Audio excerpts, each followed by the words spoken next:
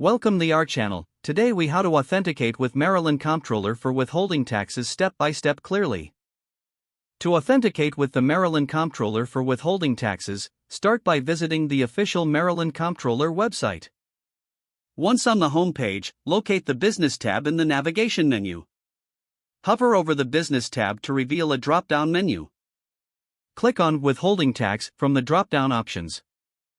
On the withholding tax page, look for the Login or Register option. If you are a new user, select Register to create a new account. You will need to provide information such as your business name and employer identification number. Complete the registration form with accurate details. After filling out the form, submit it to create your account. Once registered, return to the Login page. Enter your username and password in the designated fields. If you forget your password, click on the Forgot Password link to reset it. Follow the prompts to recover your password via email. Once logged in, you will have access to the withholding tax system. Navigate to the relevant section to manage your withholding tax responsibilities. Make sure to review all information for accuracy before submitting any forms. Periodically check your account for updates and compliance requirements. If you encounter issues, refer to the FAQ section or contact customer support. If the page does not load, refresh the browser or try again in a private or incognito window.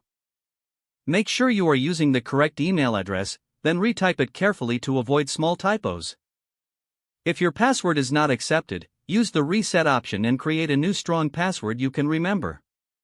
Check your spam folder for verification or security emails, then complete any requested confirmation steps. Enable two-factor authentication if available to improve account security and reduce unauthorized access risk. After signing in, review your profile details so your contact information and settings are accurate and current.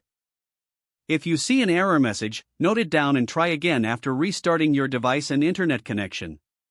Log out when you finish, especially on shared devices, to keep your account and payment information secure. If the page does not load, refresh the browser or try again in a private or incognito window. Make sure you are using the correct email address, then retype it carefully to avoid small typos. Don't forget to like this video and subscribe to our channel for more step-by-step tech guides.